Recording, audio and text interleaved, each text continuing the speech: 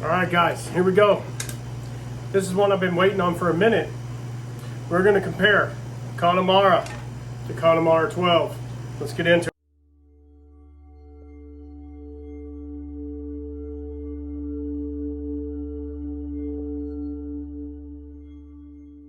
All right, so what I have here, two Glencairns, both equal in dignity, but are they equal in taste? So, excuse me. If you didn't know, Connemara is an Irish whiskey. But the difference in Connemara between some of the other Irish whiskeys is it's actually a peated Irish whiskey, which those aren't very common. So, one of the cool things about Connemara is they use local Irish peat. So it's a lighter profile peat. It's not as briny, smoky, and stuff like that like you would get in an Islay Scotch or something like that. So the profile on it is a little bit lighter, fruitier, but yet you still get some of that smoke and iodine and stuff in the background. So in my right hand, your left is the 12-year-old. In my left, your right is the original. I'm guessing, since all Irish whiskey has to be a minimum of 3 years old to be considered Irish, so I'm guessing this is 3 years old. It doesn't say, it's not age stated like the other one says it's stated for 12 years. So it's a minimum 12-year-olds. There could be more older whiskeys in that blend, but the minimum blend is 12 years. So let's just dive into it, and then we'll just kind of walk our way through it. Connemara to me is a really excellent whiskey. If you can find it, go get some. It's pretty awesome. Now on the nose, it's light, floral, fruity, to me, with a lot of Irish, and this is Irish, but it's a peated. With a lot of the Irish, I get like a biscuity note. Like a if you ever get a biscuit, like a honey butter biscuit, and you honey and butter on it, and you eat it, it's kind of unctuous, if that's the right word. And then you get a little honeysuckle maybe. And then you get a tinge, just a small hankering of smoke. If you saw me do my review of my blend of the Hakushu and Yamazaki Japanese whiskey, it's about that same little smoke note. I just took a very small sample, just kind of acclimate my palate. This is the first whiskey of the day. Yeah, it's really super light, super fresh. I say fresh by meaning it's not off-putting at all. There's nothing there that would turn me away from it. And then you get that very hint of smoke, maybe a little bit of ash, which ash to me is like somebody put a campfire out and you can kind of smell the smolder of that. All right, so let's get into the 12-year-old. So to me, and this could be today, as you know, taste is very much subjective. Today, it's a little brighter, a little hot, almost hotter. Now, both of these, if I'm not mistaken, I'm going to double check. Both of these are 40% alcohol. Yeah, they're on the floor. I don't know why they chose to do that. To me, that's a fault. That kind of kicks it down a notch on all of them because I would want them to be a little higher proof. Not that I'm a proof hound, but I feel like the higher proof tends to tell you what's a little bit more of what's in the glass. What's in the whiskey, whereas proofing it to the floor just kind of it tastes a little more watery. There are some 40 proof whiskeys out there that are really good, not very many, just saying. Even 43, 46%, I think it would totally change the whole game of this. But yeah, it's a lot brighter, almost ethanol forward.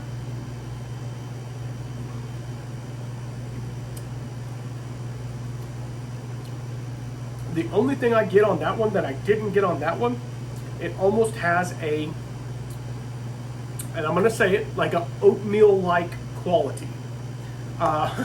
If you've ever, hopefully you've all eaten oatmeal, right? I mean, it's a pretty basic breakfast thing that people eat. Just kind of that creaminess, I guess you could say, a creaminess, but also like a little sticky icky. I don't know. Okay. Let's go back and just, we'll do them side by side. Yeah, that one is getting a little more green apple now. Where this one is still brighter. It's all, and I hate to say this, it's almost nail polish-y. That's a little off-putting, obviously, on the 12. Whereas the original just is light, fruity, a little honey.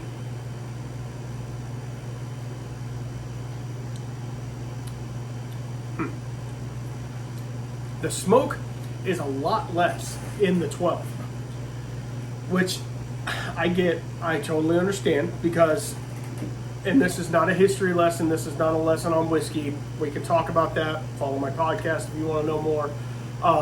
This is when you have a peated whiskey, especially, and you're using a used oak, the peat after time, depending upon the time, 10 years, 12 years, 15 years, whatever, the peat actually subsides. And I know this is true because if you've ever had Ardbeg, right? It's an Islay Scotch, very peaty, very briny. Their Ardbeg 10, their baseline Ardbeg is pretty peat forward. But then you try the Ardbeg Wee Beastie, which is their 5-year-old expression of that. It is a lot hotter, a lot more peat, a lot more phenolic up front. So the peat actually subsided a little bit at the 10. And I've been able to try, and this is not gloating, I've been able to try a 19-year-old Ardbeg, and the peat is even more subsided. I had the great chance to try a 25-year-old Lefroy. The peat was almost gone. It was a beautiful whiskey. It was beautiful. It was very complex and all of those things. But the peat was so subdued in it that it was almost just blended in with everything else. And that's what this 12 is kind of telling me. There's not much smoke on it to begin with, but the little bit that's there is blending in very nicely. If you don't want the smoke, but the whole point you drink Connemara is to get that little bit of smoke. I don't know how readily available Connemara is. I was able to find it. That doesn't mean anything. The 12 I had to actually order because I wanted to have a 12 because I'd seen them. I just never been able to get it. I went on one of the online stores and bought it. It was not super expensive, maybe $80. I know that's a lot of money, but whereas the Connemara, the regular Connemara, I was able to pick up at the store. I think it was like $65. Hell. So, I say that to say, to me, right now, and this is just me, I prefer the original, not the stated one. It just has more of a punch to it. But I'm not going to give this one up. This one is a lot creamier. It has a lot more of that biscuit note on it, whereas this one has it, but it's just the smoke comes in a little more.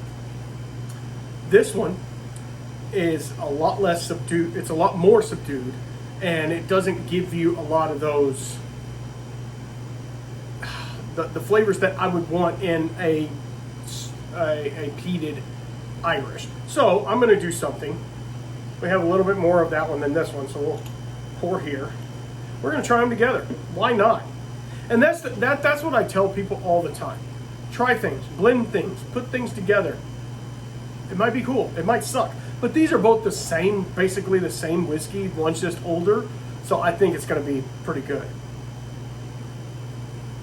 Yeah, I get a little more ethanol ding on it.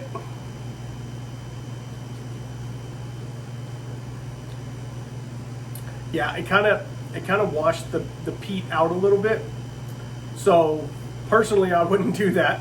But at the same time, it was a fun little thing that we could do. I've been wanting to do this for a while. I just bottled this down and finished the Connemara. There's a little bit left in there, but that'll probably be gone tonight. So if you enjoy this kind of content, please make sure you like, follow, subscribe, do all the YouTube things, because that's what keeps this channel growing. If you like the podcast episodes, please let me know in the comments below or in the comments of those. I do post all of the video type interview episodes on YouTube. So please make sure you check those out. I just did one with JJ Jackson. He was on the Moonshiners TV show. He's doing some really cool stuff. I overheard that he was the Drinking Bros beer guy of the week or something. I don't know. Anyway, it doesn't matter. He's a really cool guy doing really cool things. He's got some product out on the shelf. You can't get it, of course. It's distillery only, but hopefully we'll be looking into one here pretty quick. Insider baseball right there. But yeah, if you're into this content, make sure you follow, like, subscribe. If you want to hear more about whiskey and whiskey-related things, make sure you follow my podcast, the Whiskey Shaman Podcast. But yeah, until next time, keep. Oh my God, I messed it up. Really? Keep your spirits up, loser.